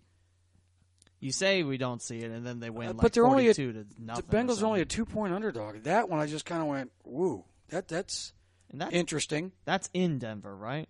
That's in Denver next week. Okay. And the Bengals has been noted many, many times by many people, have probably the most talent of any team in the league except on the offensive line, obviously. Mm-hmm. And they just keep going backward. You can't do that. I was expecting the 50th year of the Bengals to have something more. I was expecting, maybe a wild card slot, but not with 3 all that and talent. 6. Yeah, They should, but it starts. Every team starts up front, offensive, defensive line. If you don't have one, you're not going to win. You can't run the ball if you're Jim Brown, or throw the ball if you're Otto Graham, if you're being chased for your life. When the Bengals now, I know 2 weeks ago, I think 13 carries, 31 yards. Yesterday, I think it was something like 11 carries and 17 yards. You can't do that. No, you're not going to win a game. You might as well just drop back and start chucking it all over the orchard. I mean, screen passes are even comical. It just – but the Bengals' 50th year, for me, it starts with, all right, where's your ring of honor, at least for your 50th year? Okay, yeah, you're celebrating some of the players. La-di-da, you're running them out on the field before the game. Yippee. Hang some numbers up. Yeah. Show some pride in your organization, and they don't. Contrary to popular belief, the Bengals aren't just from 1991 until, 2003? What was the Bengals' first draft choice? Who was it? This answers that question of offensive, defensive lines. Bob Johnson. Center from Tennessee. Paul Brown was smart enough to know, I got to have a center. Offensive line's where it starts and ends. Look at their Super Bowl teams. Good offensive lines. Now, this may be the worst offensive line I have ever seen in an NFL game. Runners get the ball and they're hit 3 yards behind the line of scrimmage. And Dalton hasn't played well, but to his defense, you're running for your life, and if you're not, he's got the happiest feet since Fred Astaire. You're going to get drilled by the right end going around Ooga Boogie, or you're going to get hammered going around the other side by Fisher. So, and Blodine, my God, you might as well put a shower curtain up there in front of the ball. Number 71, too, especially that video of him. Andre his days are, he's like Eric Winston. They're at the end of their career. Being a veteran is one thing, but when you're this bad, why are you drafting linemen and keeping them on your practice squad for now 2 or 3 years and never giving them an opportunity? You got to let them grow. You got to let them at least try. Trey Hopkins, what's he done lately? Nothing. Yeah. You're obviously weak point of your ball club is your offensive line, so I think it's time to admit you gagged on Ooga Boogie and Fisher. Which Fisher's out for the year now, but it's time to go, man, we got to see what we got on the practice squad. Was he a former Cleveland Brown? Who? Ooga Boogie? Yeah. No, he was their number 1 pick 2 years ago with Fisher. Remember, he was first and Fisher was second. I felt like... No, they were both the heir apparents to Whitworth and Andre Smith, which at the time made sense. Yeah, because the guy was hurt for one, and he hadn't panned out for two. There is some good news, though, about Bengals Perfect. Apparently, he didn't get fined. I saw her suspended. He didn't get suspended. Won't be suspended, and he won't miss any action. You know what that tells you? Though. What? That tells you that they know the call was bogus. Because if it was, and I saw the replay, he just basically touched the ref's arm. Yeah, I mean, all that tells me if he they knew it was a nonsense call. If he did the A.J. Green on the ref, okay, he's probably gone for the rest of the year and probably for his life. But he didn't. That was milquetoast that and it's not fair. He's a target. They know it. Everybody knows it. And it's sad because the first thing he does, you're going to get a 15-yard penalty. He's going to get tossed. The thing with A.J. Green was really that was the telltale for me. That body language is getting louder and louder. He's frustrated with Dalton. He'll never admit it. He's tired of the losing. When a guy like that is so low-key and under the radar pops, that screams trouble. Big trouble. Here's LaFell yesterday, had 85 yards in the first half and a touchdown. What do you have, one catch for maybe 10 yards the second half? How do you do that? You find a weakness, you keep going to it. It just seems like, the Bengals play all right first half, and the second half, good night. No adjustments. Where's John Ross yesterday? One more try at an end around. That was it? I mean, okay, redshirt year, whatever you want to call it. You're 3-6. Didn't you get him to run fast and spread the defense? How hard is it to go stand there, run, straight ahead, run? I mean, never have done it yet. It's mind-boggling. here with Mark Schlemmer. This is episode number 13 of The Gem on the Queen's Crown, titled 3 Times the Mark. And wow, possibly, there you go. See, I can think of some clever titles. At least it wasn't on the mark. Yeah. Off the mark. The equipment has been totally off the mark. But what am I talking about? This is the first run of this episode. Absolutely. We didn't do anything else. Nope, not at all. No siree 3. What do you got on your piece of paper there, Mark? Nothing more than I already let out. For me, I do this every Sunday, but just to thank the people on my page that have made it what it is. I mean, I certainly never expected a Facebook page to go as nutty as it is. I know a lot of people send friend requests. I don't accept that many anymore, not because I don't want to, but it doesn't seem like I need to because they're still on the page anyway. They still get their and with all the voices in there. With all the scam and spam and hacking and whacking and all that other stuff, why take the chance? Exactly. But it's very much appreciated that this many people come to a simple Facebook page to have this much fun. Is it challenging at times? Yeah. And many people know, and unfortunately a lot of people haven't figured it out yet, but where it gets difficult is the late hours, and people at all hours texting for no reason, messaging for no reason, expecting me to be up or answering them. I do have a private life, and sleeping is part of it. That can wait until at least the chickens are up or the milkman's up. I appreciate you feeling, confident enough that you can call. But during games, as I've always said, unless you're a naked lady or your house is on fire, don't be texting me and calling me. Just, that's not going to work. And don't get mad at me when I don't answer or tell me you're not like everybody else. Yeah, you are. I can't watch a game if I have to answer the phone. And again, it's a humbling thing, but people, come on. That's where it gets difficult, to go, okay. I'm glad they feel comfortable that they have a place to talk sports. It truly, it's a humbling and overwhelming experience a lot of times. To have this many females on a page is quite unique. And obviously we branch out occasionally into different topics, and that's all part of it. Yeah. As long as it gives people somewhere to go to get some entertainment, because like I said, it seems like everybody is so mad anymore. And it's just sad. I mean, God, it's not that bad. But the people on the page, they're not punching bags. Now, granted, I can see where some of them should be, but you don't need to get on that page and just start airing somebody out because they don't agree with what you do. That's what a sports talk is. You disagree. That doesn't mean they're wrong or you're right. But when it gets into the fights and that kind of stuff, that's where it goes enough. And people will go, are you going to stop writing again? I got that yesterday a few times. The only reason I do stop writing, and there are a few people that are aware of it, and it's not something that I bring up or like talking about, but it's facts. Health-wise, there are times I can't do it.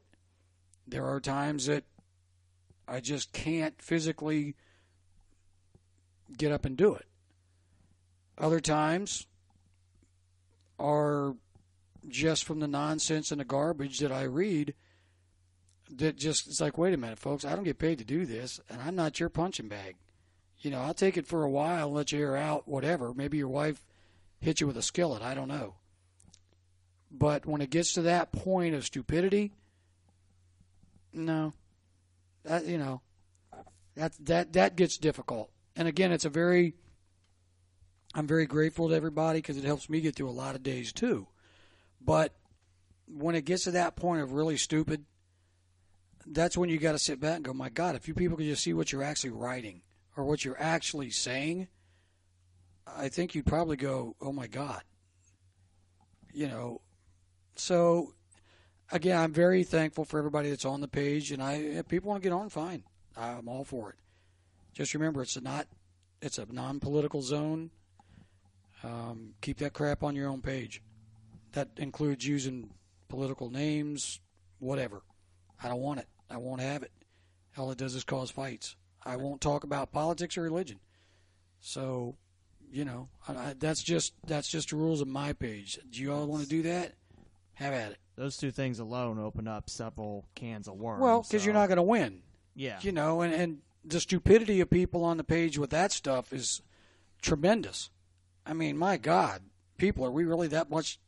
Are we that much down the road? I mean, come on, man.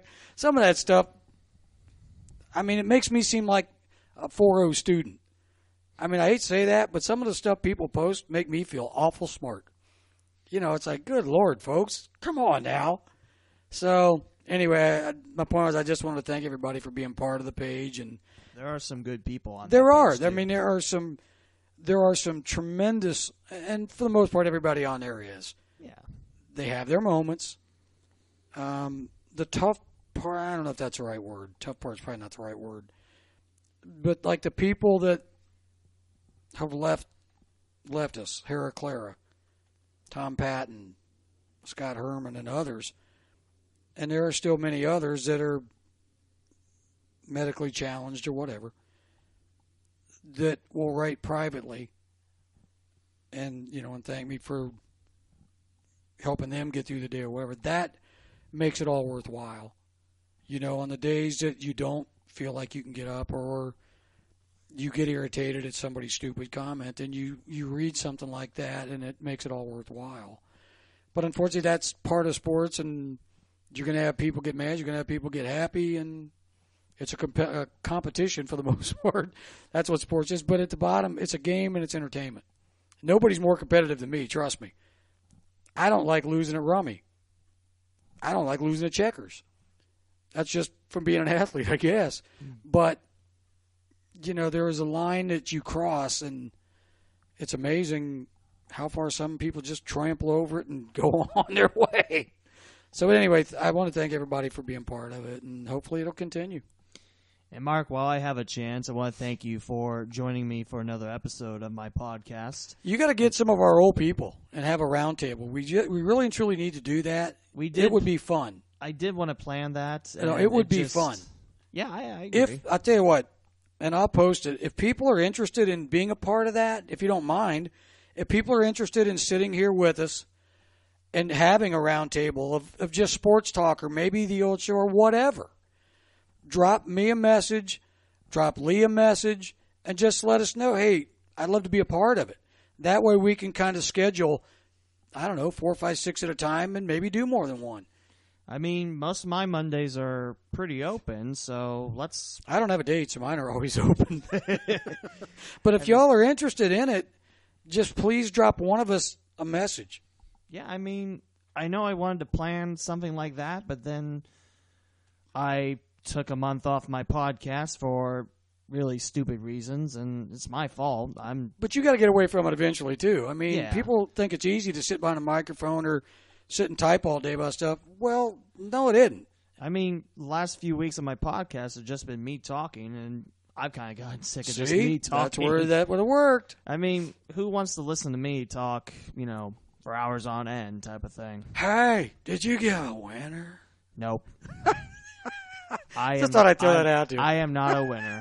I'm sorry. I need a winner. You know what? We'll plan that eventually before the end of the year. Let's have a round table. Bring your own microphone and cords. We got 6 chairs, so hey, we're good. The only problem is I only have 4 microphone ports. So we can pass it around. Hot microphone. We're all hot buddies microphone. here. We'll pass that thing around. If you listening to this be interested in that, contact Mark and drop myself. you a note too. Yeah, drop us a note. We'll get it together. We'll have a lot of fun doing it. We'll do a round table type of thing. Possibly, what if we can do it at another venue or something like that, or here. We'll do it right here at the table. Okay, that's cool. And that location will be given out after we play it. Yeah. It'll be for the people that that will be there joining will not us be a at- crowd. No. Maybe for like the 100th Holy episode. cow. Holy One of cow, my what- loyal minions just sent me Andy Dalton sells his Cincinnati home. Way to get the fans excited, Andy. That's a great way to. Yeah, the next thing is A.J. McCarron sells his. Oh, then there's a problem. Who's quarterbacking? Well, you got to wonder. I mean, if the dude's going to go through it and sell his home, I mean, you kind of got to go, well, that's not. I don't know why he's doing that. It's not a great sign when you're selling your home. Well, and before we close, I mean, it's like we talked earlier. What's the difference in trading Dalton and trading or letting McCarron walk free? To me, hey, I'd shop your boy around. Yeah. I mean, what do you got to lose? There's teams that want him. I'm sure Cleveland would probably be glad to take Dalton. His salary is nowhere as ridiculous as most. So why not? He's affordable, and he's not the worst answer out there. Well, I mean, he's not the worst by far, but he's not me. I mean, why would you not shop him? I mean, I don't know. That's an interesting. I don't know if there's any big thing to it, but what the hell? Might as well find out. There is one more thing I wanted to mention too, and you're going to love this because I know your love of kickball. There's two. I'm going to paint my face as soon as we're done, by the way, and have a pint and put my boots on and run around the pitch. Show me your paint. Oh, no, only on game day. No. You said you're going to paint your face. Only on game day. I'll do it for the Dayton Lions. There's two things, and one of them Southwest Ohio with the hashtag MLS to Cincy. Did you see today that Mercy Health signed a deal with FC Cincinnati in case they do go up to the MLS? They had a checkerboard design for an MLS kit. No, but I would be very surprised if Cincinnati doesn't move up. I think they showed not only the MLS brass, but the entire country, they're serious. They can support it. What I'm not fully understanding about this Columbus deal, they seem to have a pretty loyal following. Yeah. So why are they bolting? Are they not getting their stadium like everybody else? What's the big deal? You kind of jumped the gun on that. That was the second point with Hey, hashtag I know my save. kickball. I know you know your kickball, but it's a hashtag save the crew. It's one thing. I mentioned that during a Wright State soccer game, and the guy working next to me is like, "Move to Austin." I'm like, "Son, you best." I'm not sure I get. not. I don't know. I'm not sure I get the reasoning behind that. You have San Antonio trying to get in the MLS. You got Houston, And they're got raiding FC Columbus. and you got FC Dallas in there. That's pretty flooded. For you market. non-kickball people, FC is football club, I believe. Yes. I know my kickball. See, you do know your kickball. What's SC? You really want me to say what I think FC is? Well, I thought it was football club. No, What'd you SC? SC, yeah. FC, yeah, is football club. Well, if it was talking Bengals or Brown, it'd be stinking club. Silly club. I can't wait for the logo reimagining of that Bengals SC. What's that? Silly club. What are Silly you club. talking about? Stink. Soccer Let's see, club. soccer club. Yeah, See, that was too easy. Yeah, I give you the easy I'd have ones had that on one. that. Just did you hear about the possibility of building a stadium in Oakley in Cincinnati? That would- Oakley? yeah. Annie Oakley? Where the hell's Oakley? You know where 562 kind of ends, the Norwood lateral at 71? I do. Right around there. So that'd be north of downtown, north of UC's campus, and Xavier's for that matter. It sure sounds like the Cincinnati people have put on a good enough show, a good enough presentation to get an MLS franchise. I mean, I don't think you put a team on ESPN twice and not be serious about it. Yeah. You beat 2 MLS squads in the Open Cup. I mean... Yeah, I mean, to me it makes sense. The thing with Columbus, I just really fail to grasp that. They seem like they've been a pretty loyal franchise. They are. They're very loyal. There's no loyalty in sports anymore. They'll scoot in a heartbeat. Sad but true. I mean, the fans are loyal, but, the front office, yeah, I agree on that. It's all about the dollar bill. I mean, would it be nice to have a downtown arena district? Well, yeah, but I'd like to fly Pitch, airplanes too. It ain't going to happen. Same thing. I mean, where are you going to build it? Arena District's packed. I mean, there's Nationwide Arena. There's not a lot of places to build around there. Well, I remember when they were going to build Great American, there was talk about building it somewhere else on the edge of the city. Oh yeah, over the Rhine or somewhere over that direction. There was a lot of talk about that. I mean, once upon a time, Cincinnati played, away from the river. Yeah, Crosley Field was the place, man. What a great childhood that was. My Nana used to tell me about that. My Nana and Pop. I miss them so much. Went there many times. I mean, it was without a doubt. Man. And now it's funny because all the ballparks are trying to go back to that retro look, and with all the technology, with the video screens and everything, it's hard to because people expect that. I have a question to throw out to you, and I don't know if I'll post this one or not. All these ridiculous uniforms are coming out with. Ohio State's now got another retro or alternative, whatever the word is, for the Michigan game. When's it going to happen with college and pro basketball? They go back to throwback night and wear the real short shorts. Probably I know never. this for a fact. Back in the day, God, it had to be 90s when I was there. UD basketball was celebrating, I don't know what anniversary it was. I don't remember, but they were going throwback uniforms. I remember they had trouble finding somebody that could make the throwback shorts that had the belt buckle. Oh, yeah. Back in the day, they had a belt buckle on basketball shorts. That can't be cheap to The players make. refused to wear the throwback shorts. The jerseys are fine, but the players refused to wear the short shorts. Why? Because only girls wear those type of shorts type of thing, I know, but it's like, wait a minute. It's called throwback for a reason. Wear the knee socks, put the Chuck Taylors on. If you're going to go true fullback, then yeah. That's right. Go all the way with it. These alternative stuff, I know it's marketing, and there's suckers born every day to buy them. I mean, look at the NBA. Where's tradition?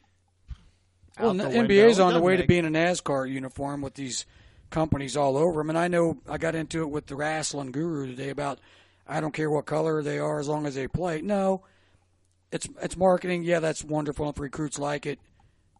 Yeah, okay. Yeah. Alabama doesn't need it. Penn State doesn't need it. A team like Ohio State should not need to go away from the scarlet and gray and the traditional look. You're Ohio State. You're not Oregon. You're not NASCAR. You're not Bozo the Clown. You set the standards. You don't need to go get, I better go get a retro so this 93-star quarterback will come to my place to play. No. That's not how it works. Yeah, I like fashion. As you can tell, I'm a fashionable individual. But when you start adding colors to your team colors that aren't your colors, no. Enough. With the exception of all the NBA jerseys ripping apart because Nike made Nike, them really how we cheap. doing with that? Oh, But boy. now they got company logos on them, and I get the money and all that kind of stuff. But no, I mean, enough. It's enough. If you look overseas, I mean, European basketball has done that for years. And how much do people really watch European basketball? I'd rather here? European on my basketball than go watch that garbage. Well, around here, probably not a lot. I'll be honest. Oh, there's on big that, money over there. No doubt about it. But basketball's pretty big over there. That's, again, it's like you're lowering our standards to theirs. And I'm not – I saw again today, I think it's the Dodgers and I don't even remember who it is. They're going to play a 3-gamer in Mexico. Maybe it was the Padres. I don't remember. Okay, great. You're going to extend the brand or whatever. Yeah. Quit giving our game away. Quit taking these NFL games to England. You're never going to put a franchise over there. It's not feasible. The players will never let it happen. One, logistics would be impossible for families, teams, the travel. The travel overseas. You can't do it. Passports. What are you going to have? The Dusseldorf, Hogan's Heroes, All-Stars come over here for 3 weeks at a time and stay? The thing is, NFL tried the Europe experiment and it didn't work out. Well, that almost is like the USFL. It did work, but they screwed it up by trying to go head-to-head during the same months of the year.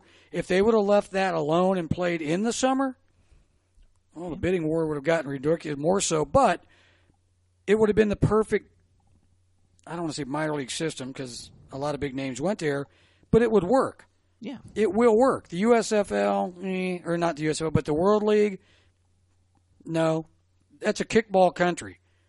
It's a novelty to go play a game over there once in a blue moon, but they're not going to support it all the time.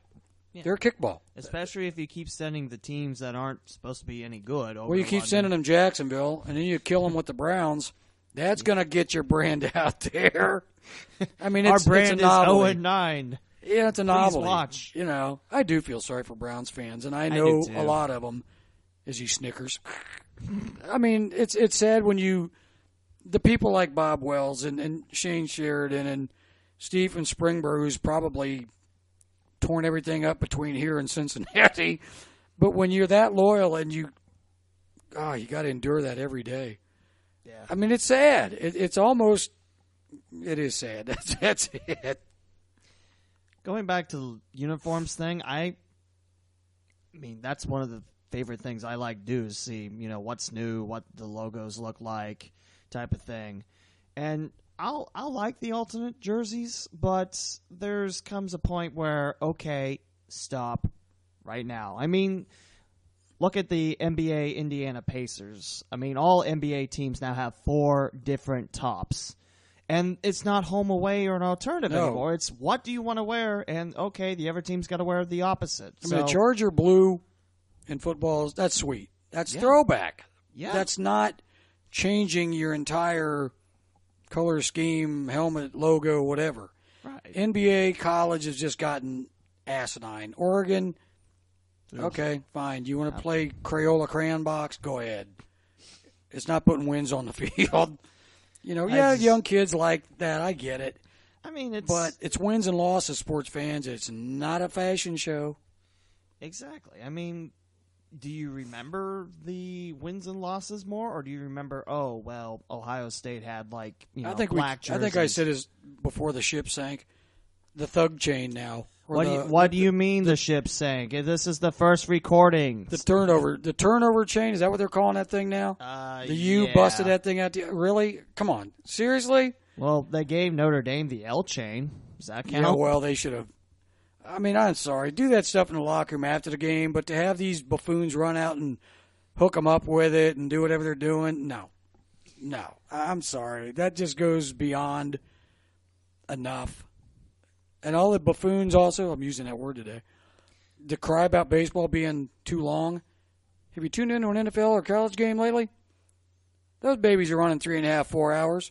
So, you want to cry about the length of a baseball game? Check out that. Instant replay takes at least a half hour a game. Commercials, they have gotten better with that. But all the other stuff, 3.5, 4 hours, baby, every time. I mean, heck, it was a couple hours after the Bengals game ended. I'm getting in my car, and they're still talking post-game about it. Well, not post-game itself, but, the talk show about what the one that wrong. doesn't get any calls? Yeah, I know the one you're talking about. Well, I know. I know who you're talking about. Same network. Yeah. So, no, again, if people want to do this, get a hold of one of us. We'll do it. Yeah, round table. I look forward to it. Now, when will you have this edited and up and running for the fans so I know what to post them? Well, if they're listening to it, it will be right now. But that's true. That's a good point. Sometime in an hour or so. I got to do editing, of course. I didn't screw up that many times. No, I got to do sound editing. I got to do all that stuff.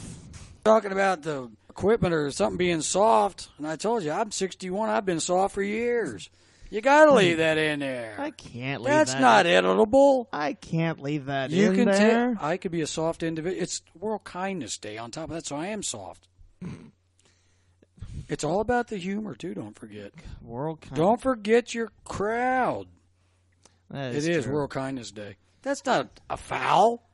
No, not that. It's just it's every colorful. day is a special day. Stop it. I'm a special individual. I'm not talking about that. I'm talking tomorrow's about National Pickle Day or something. National Donut Day. National Donut make that up got your dropped own. in the trash day. National ha Exactly. day. It's just there's too many of these days. Although, yes, in this world, we probably do need a World Kindness Day. Make it a month. I told you, I'd actually written today's World Kindness Day, hug someone, and then wait for the police to arrest you. And I thought, no, that'd probably be about too much. Well, people can't see it since it's an audio podcast, but if it was a video podcast, I'd go hug you. I'd be calling the police, too. And I'd be running out. You edited this. It's your podcast now. Good luck. That's why they kept me away from the board on radio. I could have blown that thing to smithereens. I was working at a college radio station the whole time I was Wright State, and that didn't blow up on me. They tried to teach me once. No chance. Heck, just getting a chance to go on a radio board, that would be cool. You know, There's a lot of talented people in this area that they're just not getting the opportunity. It's very sad, and I've talked about it before, but it's very sad the amount of talent that's around here not getting that chance. Like I said, you got Jim Manley and Mike Cinto, Dan Edwards. Dan's a veteran. I still can't believe Jim he got Manley's released. a veteran. I can't believe he got released from Andy 92.9. Furman's down the road. My God. Yeah. You know, you could fill up a station full, but it makes too much sense. It's sad. It's very much sad. And that's where the podcast like this gives the people an opportunity to be heard and to speak. For me, I started the podcast mainly because I wanted to talk about Dayton sports, since most of them weren't being talked about at all. But I also figured, hey, maybe I can throw this into a resume and people can actually listen to my voice and, hey, this guy actually does. It truly is a working resume. That's a very good way to look at it. And doing these and allowing other people to do them, it works for them too. Yeah. I mean, you might be an avenue for somebody to start a hell of a career. You never know. Exactly. And again, that's where the stations in town have really dropped the ball. It's like the word local was forgotten about. I know money's important. I know. But money can be made at this. It truly can. Sports sells. It does. It's sports. You see the page. How many thousands of people are on that page? I mean, so it sells. How many likes now do you have? 88,000, something like that? Who knows? That's amazing. I don't think I'll get to that in my lifetime. I mean, I just shake my head at it when I see it come up. It's like, wow. Didn't see that one coming. I'm just happy when my girlfriend and my parents like the status, like, hey, I'm broadcasting this game, go watch it. I just shake my head at it. It's very humbling. I mean, but it also shows people are looking for that outlet for sports talk. They truly are. It's a life release type of thing, you know. You work hard during the week, and then here comes well, sports. It's on the way home. It's you know, in my case, I'm the black sheep. I'm the Colin Kaepernick of Dayton radio. You don't have the fro. You need the fro. Not hardly. No, I thought I'd file collusion charges like him. But it's just, you know, it's sad. I mean, and I've said it a million times to him. I'm done with it. You know, go let somebody else have the chance. But that's falling on deaf ears. I'll buy you a Bob Ross fro. Then you can really, truly Bob be Ross, an icon, man. I love Bob Ross. I even killed a chia pet trying to make hair grow. You can kill chia pets? I did it. Oh, yeah, man. That poor thing had no chance. Absolutely wiped the chia. I killed the chia pet. What was the chia pet? Was it one of those? It was a head that was going to grow hair. I thought, well, I'll try it on him first before I try it on myself. I put turf builder on my head, watered it, nothing. Oh, yeah, nothing. Well, that poor guy just, no. Well, he had the whitest part in history of a chia pet. I threw him in a fire pit, and he wouldn't even burn. It was horrible. Did you help me? He's like, yeah, screw you. I'm not letting this go. No, I'm staying around. Oh, yeah. I didn't think you could not grow chia pets. I did it. I did. No chance. It just was done. Those commercials lied to me. Oh, no. It probably works normally. I don't know. For me, no. Next, you're going to tell me the clapper didn't work for you or something like that. No, I haven't had the clapper yet. Take that on a drum roll. No, it's fun. This has been really fun, and like I mentioned, it's great to have you again, Mark. And you know you're always welcome on my podcast. You got any final words? No, just again thank everybody for the page, and again get a hold of one of us if you want to be part of the round table. It'll be a lot of fun. I know a number of people have talked to me about it already, but let's just message one of us. Like I said, we can pick a date right now if you really want to. Well, let's see what kind of response, if anybody, you know, because like I said, I don't have a date, so it's not like I'm stressed for a certain day. I mean, pretty much my weekends are booked solid always. Weekends ain't going to work because I'm watching football at that point. And I'm at South Metro nearby calling hockey.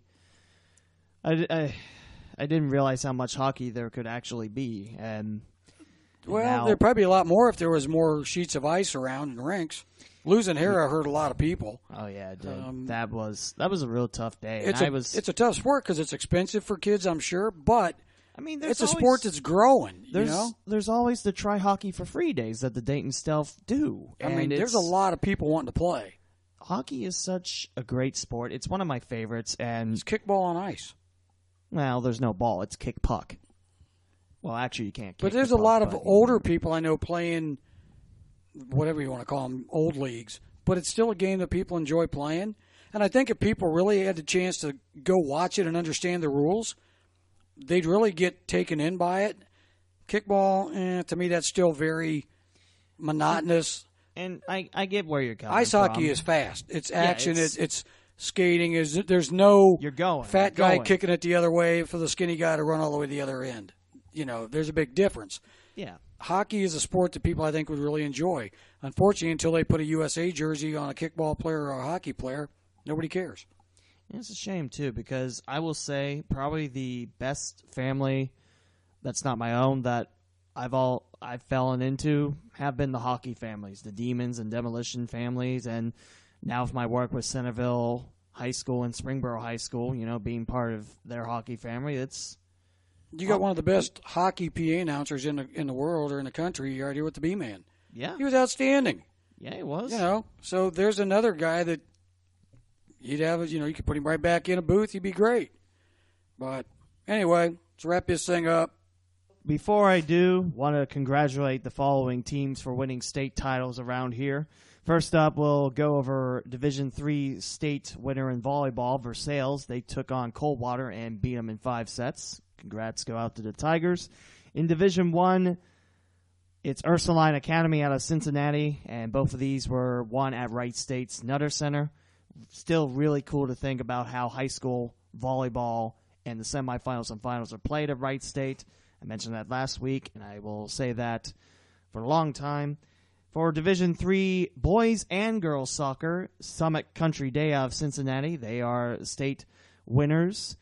It's pretty cool when it's not just one team, it's both of your varsity teams getting the title on there, so congrats go out to Summit. For Division II girls soccer, Indian Hill with the state title, and not too far away for Division I, Loveland with the D1 title. And for boys soccer in Division I, the Beavers of Beaver Creek have the state title in Greene County. Congrats go out to all those teams. It's great seeing local teams around here pick up state titles. So, next week will be episode 14, and the topic is yet to be determined, but that's why you can go ahead and like the Facebook page, The Gem on the Queen's Crown, for exciting behind-the-scenes look at the podcast. Also, follow me on Twitter and Instagram at the Lee W. Mowen. You can go to Mark Schlemmer's Facebook page. Just look for Mark Schlemmer, and you can join in on the sports talk there. Like I mentioned, lots of great people, lots of great talk. And also, going back to how you can listen to this podcast, well, there's iTunes, Google Play, Pocket Casts, TuneIn, Stitcher, StreamPod.net, my website, theleewmowen.com, and the host, Gem City Sports Network. Again, you can subscribe via email. Just go to my website, click on podcast, and put in your email address. And also, thank you to Chad Hollingsworth for creating my new podcast logo. I enjoy it. I hope you enjoy it, and I hope you will come back for future episodes to come. Episode 13, 3 times the mark, is now complete. Thanks for listening in to the podcast.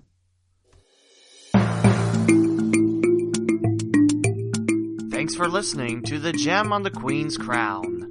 Don't forget to like the Facebook page, The Gem on the Queen's Crown. Follow the podcaster, The Lee W. Mowen, on Twitter and Instagram. Also, visit www.theleewmowen.com and www.gemcitysports.com.